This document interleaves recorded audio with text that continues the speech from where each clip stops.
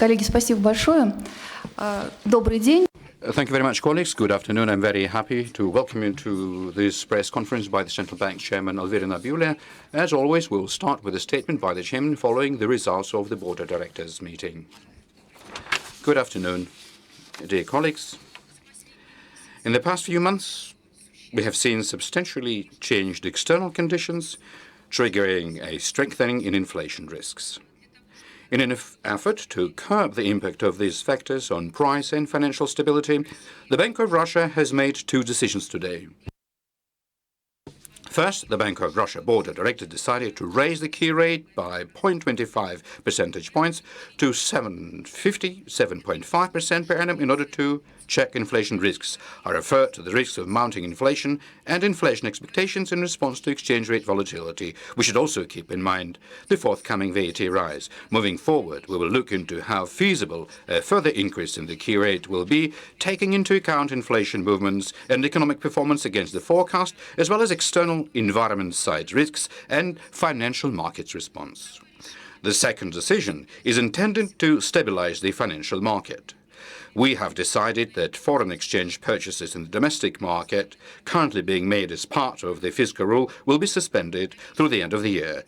Going forward, we will determine on the need for resumed regular purchases based on our assessment of actual developments in financial markets.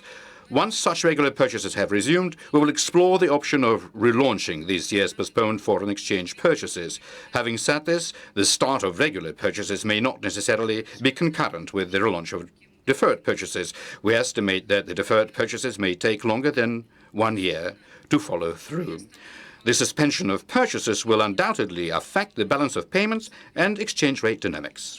We took it into account in our forecast and key rate decision.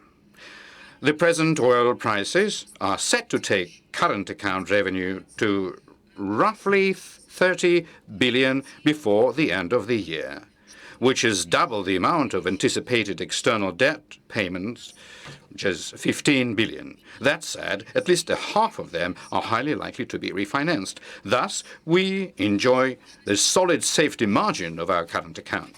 In this context, the suspension decision will serve to curtail exchange rate volatility alongside its influence on inflation over the next few quarters. I will now proceed to elaborate on the factors the board considered in making the key rate increase decision. First, inflation risks related to external factors have materialized. This entailed an upgrade in inflation forecast. Even with today's decisions factored in, we expect inflation to range within 3.8 to 4.2% by the end of 2018 and 5 to 5.5% by the end of 2019. It is then expected to return to 4% in the course of 2020. There are a number of reasons behind the deterioration in the external environment. This August saw a change in geopolitical factors, with uncertainty growing over sanctions against Russia. The strengthened geopolitical risks were coupled with capital outflow from emerging markets. Over the course of spring and summer, multiple emerging markets economies saw the materialization of previously accumulated imbalances. This weighed on their financial markets, exchange rates, and key macroeconomic indicators. This sequence of events, when more than one country becomes affected, reduces international investor risk appetite and triggers capital outflow from emerging markets in general. This is further aggravated by increased interest rates in advanced economies. The ruble's depreciation in August and early September entails a rise in prices of goods and services. The Bank of Russia's estimate of the exchange rate pass-through effect on annual inflation have remained unchanged and roughly is 0.1%. That is, a 10% drop in the nominal effective exchange rate adds 1 percentage point to annual inflation over a 3 to 6 months horizon. According to our calculations, the nominal effective exchange rate declined by roughly 9% year to date and is poised to contribute approximately 0.9 percentage points to annual inflation. The Bank of Russia's forecast suggests that annual inflation will go up from 3.1% in August to 3.8 to 4.2% by year-end. It will accelerate in the first half of 2019, when the main effect of the VAT rise manifests itself, to be followed by a decline in price growth rates. The key rate decision, coupled with the suspension of foreign currency purchases in the domestic market, allows restricting a surge in annual inflation in 2019 by 5 to 5.5%. Inflation is poised to return to 4% in the first half of 2020, when the effects of the VAT rise and those of exchange rate movements are exhausted. The second factor we took into account is a rise in inflation expectations and high uncertainty over their future movements.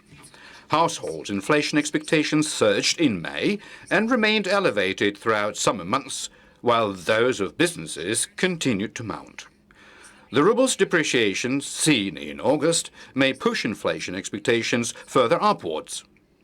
At the end of the year, inflation expectations are also highly likely to respond to the forthcoming VAT rise. Surveys suggest that households have yet to take into account. Meanwhile, businesses have already factored in that VAT rise in their expectations, along with exchange rate movements. The situation, when multiple rather than just one pro-inflationary events are in place, the weakening in the ruble in April and August, followed by the VAT hike, may provoke a stronger and more protracted response in inflation expectations, especially in the situation when inflation expectations are still unanchored. The third factor we've focused on is monetary conditions. Monetary conditions in the Russian economy tightened somewhat under the influence of external factors in the first place. The government bond yield curve shifted considerably upwards. Some banks started raising their interest rates on loans and deposits. Financial markets have already prepared for a key rate hike. The key rate hike will, on the one hand, enable deposit rates to hold above the inflation rate, thus supporting the propensity to save and balance growth in consumption. On the other hand, the prompt response of monetary policy will allow us to mitigate inflation risks and, all else being equal, resume the rate cut cycle earlier than expected. An important factor we took into account is the state of the economy. The developments were in line with our expectations. The 2018 GDP growth forecast has remained unchanged at 1.5 to 2%. We updated our medium-term forecast, factoring in the announced structural and fiscal measures, as well as the change in external conditions. The 2019 GDP growth rate is forecast to range within 1.2 to 1.7%. According to our estimates, the VAT rise will only have a modest constraining effect on economic growth rates, given that extra tax revenues are projected to be used within the same year to underpin economic growth. The GDP growth forecast is raised to 1.8 to 2.3% for 2020. Economic growth might accelerate over the next few years, provided that structural changes are successfully implemented. This will be conducive to the increase of current GDP growth rates, as well as its potential ones. Therefore, economic growth pickup will come without greater inflationary pressure. We have slightly adjusted upwards the oil price path, given the current supply and demand balance. The baseline scenario implies a gradual descent of the oil price from its current high levels to $55 per barrel in 2020 to 2021. This will be assisted by an expansion in shale oil production and a steady relaxation of oil production curbs under the agreement between oil exporting countries. The first steps in this direction were made in June this year. However, all this does not rule out a chance that oil prices may linger close to the current levels for quite a long time under the impact of various geopolitical factors, amongst other things. At the same time, oil price movements will not produce considerable pressure on the economic growth and its structure, given the fiscal rule effect. It works to smooth out the drag from the energy commodities market on the domestic economic environment and public finance. The forecast current account balance is revised upwards from 85 to 98 billion US for 2018, which is approximately 6% of GDP. It will be around 75 billion US in 2019 and 45 to 50 billion US, or about 3% of GDP, in 2020-2021. We revised upwards our estimates for the private sector's negative financial account balance in 2018 from 30 to 55 billion US dollars. As we go forward, our forecast suggests that financial account balance of the private sector will drop markedly to 27 billion US in 2019 and to roughly 18 billion in 2020 to 2021. Current account revenues considerably exceed the demand for funds to repay external debts. Therefore, the existing balance of payments does not pose any risks to exchange rate dynamics and macroeconomic stability over the forecast horizon. And to sum up, I would like to say that our decisions today serve to respond to the increase in inflation risks. At the same time, the Bank of Russia believes that the prompt response of monetary policy will keep the growth of inflation risks in check in the future and lay the groundwork for monetary policy easing between late 2019 and the first half of 2020. Thank you very much for your attention, and now I'm ready to answer your questions. Well, dear colleagues, let us move over to your questions. I would kindly ask you to please introduce yourselves and name your agency. Gulnara, please go forward. The question from Gulnara is not coming in a clear sound.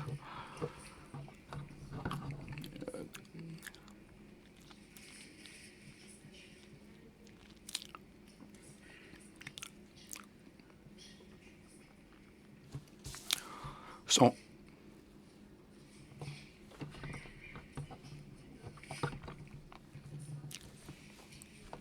and my second question is about the currency deposits of the household. The new U.S. sanctions may impose a certain restriction upon the bank's currency transactions. So will this possibly affect the household's currency deposits? And in case the sanctions continue to grow stronger, what will be the effect? In as far as the direction of our policies are concerned and the level of the neutral rate, so far we haven't changed our estimate of the neutral rate within the midterm and long-term outlook. Let me remind us, this is about 6 to 7%, taking into account the inflation target of 4%, although within a short-term outlook, there occurred a growth of the country premium for the risk, and our forecast of inflation also grew for the forthcoming year. So based on our estimate, we are already somewhere within the range of this neutral rate. So we shall further watch and weigh the situation in terms of our policy directions, but so that is our assessment right now. I mean that we are already within the neutral range of our rate policy. We will be making further decisions based upon the way situation evolves and based upon whether inflation risks materialize. I mean, the ones that we see that can do so, particularly the external ones. And depending upon this, we will be making up our minds as to what the rate should be. Now, in as far as the currency deposits and the threat of sanctions against some of our banks, without doubt, we do take this eventuality into account. And with each of the major banks, we have worked out a system of measures which would enable them, whenever possible with our assistance, to resolve all of the problems and maintain all of their obligations with their customers and clients. We don't see any threats to the currency deposits and no measures for a forceful conversion we ever considered. We didn't have any thoughts to this effect because we believe that these measures would only undermine the trust that households might have to the banking system. Colleagues, please, Olga.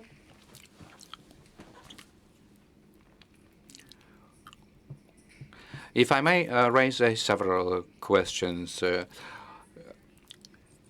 Considering the peak of the first year and possible inflation,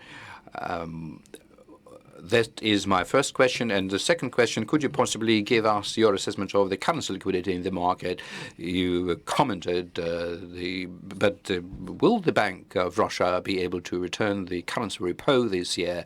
Do you see such risks at all? My other question is, to what extent the decision to raise the key rate has been dictated by the need to calm the markets, which have questioned the independence of the central bank after the comments to the effect of some of the dismissals that have been referred to the government. Yes, indeed, we expect the peak of inflation to take place in the first half of the next year with the one-off VAT rise. The whole effect from the VAT rise will occur in the first half of the year, and so our estimates do show that it might be 5.5, maybe up to 6%. But thereafter, in the second half of the year, the quarterly readings of the annualized inflation, we believe, will go back to 4% level, although throughout the whole of the year there will be a higher background because the VAT base will be taken into account, so such a one-off rise is possible in the first half of the year. As far as the currency liquidity is concerned, we don't see any problem with the currency liquidity. It is sufficient in the market. Yes, indeed. We do have this particular instrument in our hands, the currency repo, but at this point in time, there is no need whatsoever to use this instrument. And in as far as the decisions made are concerned, the Bank of Russia makes its decisions based on the analysis situation and based on the forecast. And in full compliance with our task to achieve inflationary target. That is our independence. Anastasia, please.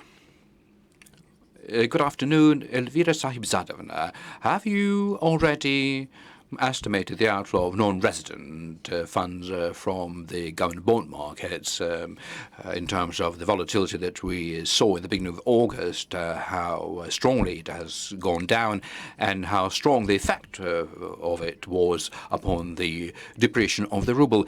With respect to the currency market, I also want to ask you, do you agree with Maxim Oreshkin's estimate that the exporters are holding on their currency revenues, expecting the ruble to grow weaker further, and are not selling their currency, which might be conducive to improving the exchange rate situation? Don't you believe that somehow, or rather they should do this gradually? Well, indeed, some of the non-resident entities have gone out of the government bond markets. At the peak in the spring, their share was 34.4. Based on the recent estimates in the beginning of September, it was 26.6%. And based starting from April, when this whole volatility kicked off and the geopolitical risks materialized, we had about 480 billion rubles worth of non-resident money flowing out of the market. That did reflect itself upon the revenue stream and certain appreciation of the exchange rate. It is very difficult to isolate the effect from this particular event because simultaneously many other events were taking place in the global markets, the overall capital outflow from the emerging markets, and so far we haven't calculated what particular factor in which particular stream of these events was the core one. In as far as exporters are concerned, we're continuously monitoring the situation, and we do not see any artificial holding back on the currency revenue. For example, in August, the sale of the currency revenues by 30 major exporters, and we are watching over the 30 major exporters as far as this item is concerned, have grown by more than 50%, approximately in the same way the oil prices grew. And there is no artificial holding back effect. Elena, please. Elena Fabrichna, Reuters. Could you please say whether the board considered the option of rising the key rate by 50 basis points and have the central bank Turkey's decision to dramatically raise its key rate yesterday affect your decision today? Maybe the central bank of Turkey did take away some of the external risks. And to the extent I understand, you are saying that the central bank very soon may go back to the cycle of lowering the key rate. So right now it's not the key rate rising cycle, it's not the beginning of it. So what would be the way you will describe it, please? Well, it is true that we've considered different options, and the overall need to raise the key rates and the margin by which were to be made, because every decision had its pros and contras. And so what we thought was that, considering the materialized inflation risks and our forecast, it would be more proper for us to raise the rate by 0.25, by 0.25 percentage points. Now, and as far as the Turkey's decision of its central bank to raise the key rate there is concerned, we believe that this would lead investors to consider events taking place in the emerging markets on a more positive side of things, because Russia is part of this group, and we do see the market's response to it. But nevertheless, whenever we make our own decision as to rate, we do take into account the external factor. There is a different set of external factors that is producing a greater effect, and we also take into account our inflation forecast. Now, as far as your question is concerned, whether it's not the beginning of the rate rising cycle, we do not rule this out, but only in case the risks that we refer to materialize. This should not necessarily take place. And we cannot, state that this is the beginning of the cycle. Moreover, we said that since this is a decision that we are making very expediently in terms of raising the key rate, in our mind, that would reduce the inflationary risk for the future, and with all other things being equal, would enable us to bring back to the cycle of lowering the rates much sooner. So we are looking at the key reduction rate cycle, rather. Anatoly, please. And Olga, Anatoly is over here, please. Hello, Anatoly Kormenko, Wall Street Journal. The government sees the investment into the infrastructure as the biggest driver behind the economic growth. And to what extent the fiscal policy is important to make sure that this particular tactic is successful? And do you consider the credit needs, loan needs of subcontractors in such decisions that you're going to make? And investors, I mean. Yes, indeed.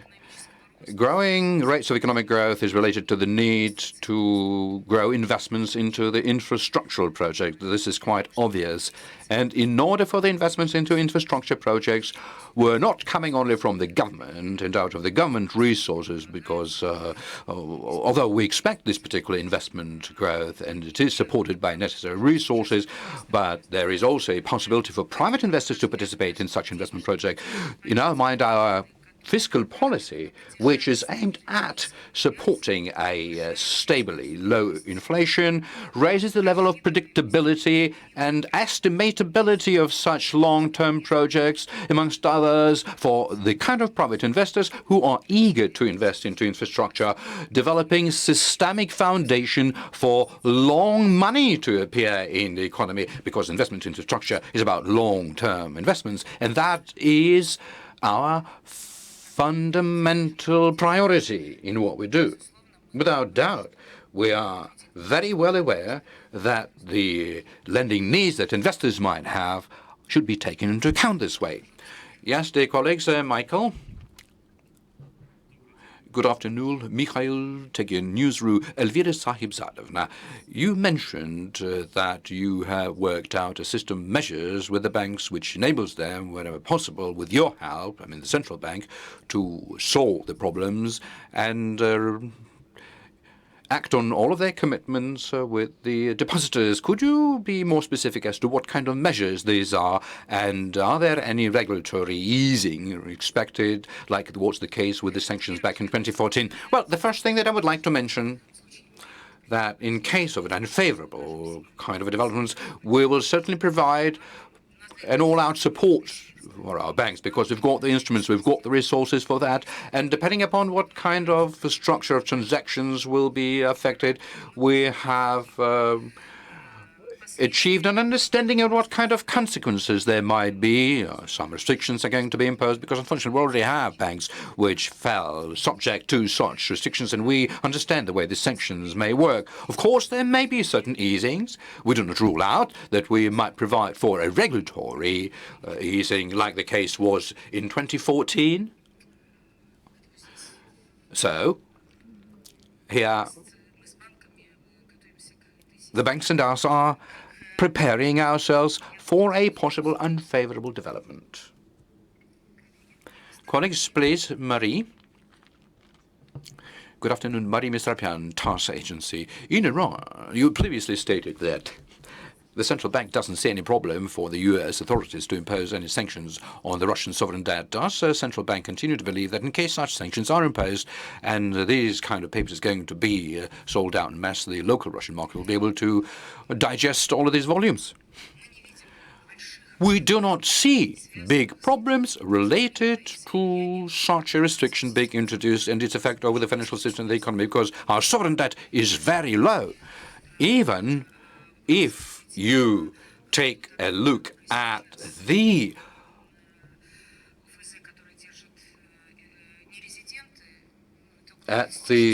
sovereign bond market that is being held by non-resident, about $26 billion, and you compare it with our resources and reserves, that is not considerable. Of course, if such decisions are made, the volatility will certainly grow before the rates stabilize at a certain level. If such happens, and by the way, if there is a need, we may introduce certain easing for our financial institutions in order for them to easily adjust themselves to price changes for our sovereign bonds, like the case was in 2014, or allow to convert the trading portfolio into the maturity portfolio for such securities. All right, thank you. Please, over there, the last row. Russia TV channel, Olga Mishelikova, if possible, Elvira Nabiullina. My question is not about the key rate and the currency market, but the Ukrainian sovereign debt, which is $3 billion, about which the UK appellate court passed a ruling to satisfy Ukrainian. The sound is not working well, sorry to say. So this is not in the competence of central banks to say, dear colleagues, please, let's adhere to the subject matter of this press conference. Anton, please, over there.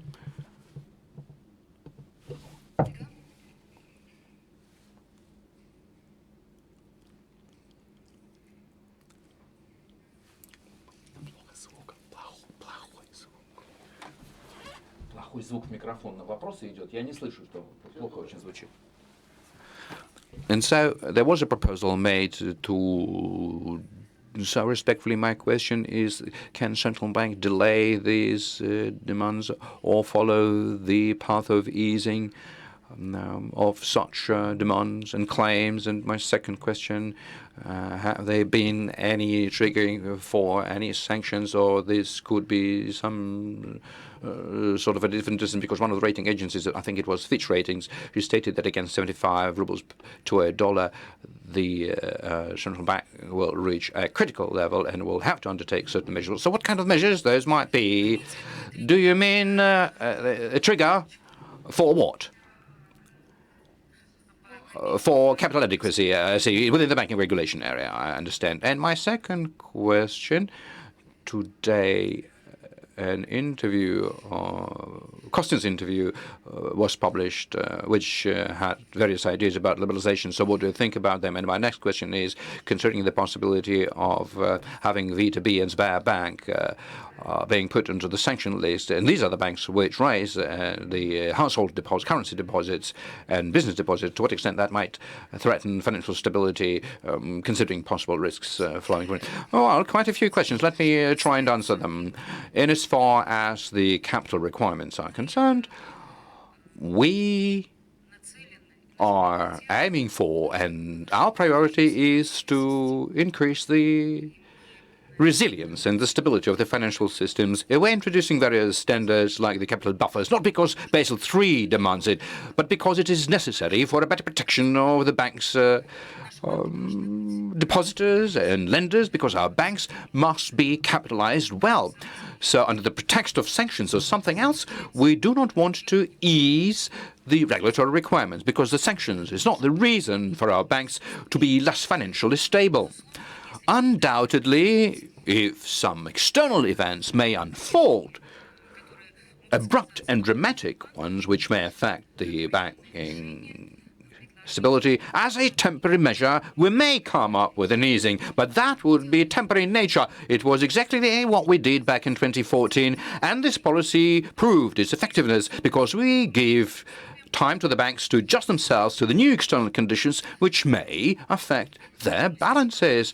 So there is no trigger at all, neither as far as the currency is concerned, nor as anything else. More, I would say we are trying to watch over the possible effect from different factors, and that might be the valuation of certain assets if any dramatic change happens, because we're continuously monitoring the situation. We're continuously scrutinizing the financial status of these banks, and depending upon that, if there's any need, we may go for this or that measure, but in our mind, there is no need for that right now, and we don't expect such a need to emerge in the foreseeable future. No, let's see. Oh, right, yes, de-dollarization. I remember saying this in the media. I didn't see any detailed one. Of course, we will familiarize themselves, definitely. But I do support an idea to strengthen the settlements and transactions in the domestic currency, although that should run alongside with the economic rationale and with the interests of our exporting companies. Nevertheless, that is already happening, and that is a very good potential thing. Without doubt, we do support the policy of de-dollarization. We not only support it, we pursue it. And over the past few years, the level of dollarization of the banking balances, both on the side of the deposits and loans, is going down, and that is something that we're going to carry forward. Now, and as far as setting up the national depository for Euro bonds, we already have a national depository. We have the national repository and clearance house, and the Minister of Finance global bonds can be invested there. It's simply that you have to be more specific in terms of what you mean in order for this to be accounted for in this way in the Russian depository houses. Now, and as far as the currency household deposit are concerned, we do not see any risk here either. Principally speaking, our currency deposits, first of all, their share of the bank's balances have diminished, and overall, this whole amount is about $78 billion, all of the household currency deposits put together, and in terms of our resources and the resources in the whole of the banking system are sufficient in order for all of the commitments and liabilities that are held with the households in the currency held to be maintained. So we don't see any risk here. Dear colleagues, Anastasia, please. Could you please explain to us also the mechanisms of the currency purchases as part of the fiscal rule? You are putting on hold your market purchases, but you continue to act on the Minister of Finance request. From which resources do you take this currency? Does it lead to the change in the structure of the international reserves? And what is about their target to grow this particular well, the way it happens that on a daily basis, following the requests from the Minister of Finance, we reduce the ruble mass in the central bank on the ruble accounts and grow the currency mass. Without doubt, putting the currency purchases on hold doesn't mean the golden currency reserves going down. It just means that the rate at which it is to grow is slowing down. But we've got more than enough of golden currency reserves. Moreover, once we see that the volatility in the financial markets has diminished, and it really doesn't matter against what kind of a ruble exchange rate it happens, because the exchange rate level is of no importance to us. We will revert to regular purchases. We will see, so as not to provoke the hike on the financial markets volatility. As I said, we don't see any need to do this within a short period of time. Because our currency purchases in the open currency market, the open domestic currency market, may boost the already existing volatility, and so in order to avoid letting it rise, we put these purchases on hold. Over there in the last row, Elvira Nabiullina, could you please tell us what kind of ruble exchange rate to dollar and euro do you see before the end of the year? We are targeting the inflation, and we are not coming up with exchange rate forecast because of our inflation targeting policy. Colleagues, Gulia, please. I've got another question, which is following the previous one. You said that you've worked out a system of measures with the banks. So could it be more specific? Is it only about the government-owned banks that this document about US sanctions mentioned, or with all of the major banks? With the biggest banks, let me not quote their names too. Well, dear colleagues, your questions. Well, while you're thinking, let me read out a question from one of our regional correspondents, Anna Nevskaya, from Fontanka-Ru Internet newspaper. She's asking, it is well known that the Bank of Russia sees a further potential to reduce mortgage rates. So in view of that, what do you think about some saying that there is a mortgage bubble developing in the Russian market? Is it something that is possible against the rate going down? And what is going to be the limit for the rate going down? We do not see any bubble developing in the mortgage market, although the mortgage loans have been growing very, very quickly at 53%. This is a very fast growth rate. And since these loans are growing very fast, we are very mindful of the quality of the mortgage loans. On more than one occasion, I used to say, and I would like to reiterate, that so far the quality of servicing the mortgage loans is very high. Nevertheless, we introduced preventive measures to maintain the quality of the mortgage loans, including we have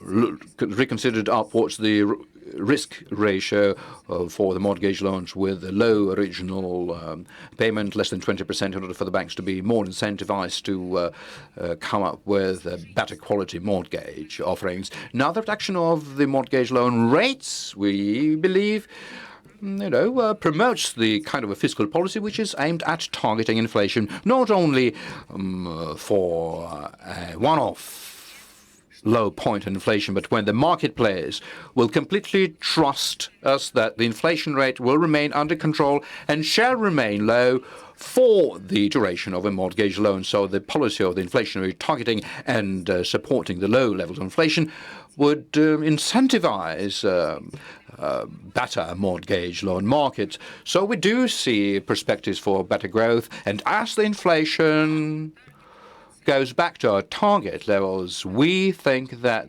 the mortgage loan rates within the midterm outlook may be at the level of about 7 to 8%. Thank you. Dear colleagues, please. Anastasia. So is it possible to believe that since for the next year you raised your inflation outlook and it is above your target, that next year most probably there won't be no more key rate reduction? Well, we will watch over the way things are going to develop, because we currently live in the kind of environment where there are so many uncertainties, and you are very well aware of it yourselves, because there is already a certainty in terms of the inflation risk within the domestic policy issues, because actually we've been more precise since the previous board meeting in terms of the VAT rate hike effect, but some of the external factors remain uncertain. Not only this factor, but also the financial market response, inflationary expectations, and the VAT rise. We will take all of these into account, and we cannot tell you right now what kind of decisions we'll come up with. As I already told you, we do not rule anything out. And we have reflected this in our press release, the need for a further rate raise if inflation risks remain, and the fact that this rate shall remain if the risks don't manifest itself, which will push us much faster towards resuming our key rate reduction. Wall Street Journal again. My name is Anatoly. You said that you are working on various measures with the major banks. What could you say as to what are the depositors of smaller sized banks are worried about? And what about these fears for how these sanctions may affect the currency transactions in Russia and overall banking system? I do not see any direct effect from the sanctions risk upon the speed of the banking system consolidation. for the medium-sized banks as well as for major banks, for any banks. I don't see any risks with the currency deposits, like I said, because the size of these deposits speaks for itself, as well as the ratio at which we compare it with the overall resources within the banking system. So I don't see any risks here. Marie, please. May I ask you to be a little bit more specific about the sovereign debt, because I think it was the week before the last one, the Minister of Finance stated that in case of an extreme stress in the financial market, the Minister and the Central Bank are going to consider the possibility to go into the secondary bond market. Now, in terms of the Central Bank, what do you believe could be of an extreme nature stress in order to prompt you to go into the secondary market? Well, it is true that theoretically this is something that we do foresee, but we are ready for that infrastructurally, and there is an available legal environment for us to go into the sovereign bond buyout market. But honestly speaking, I don't see such a probability in the immediate future for any events to unfold which would force us to go that way. You see? And as I said, if there is a need, we will be able to apply regulatory easing for our financial institutions, because this could be one of the dampening or cushioning kind of measures if there is an extreme volatility in the market observed. Dear colleagues, our time is running out. If there are no more questions, I believe that let us wrap up. Thank you very much.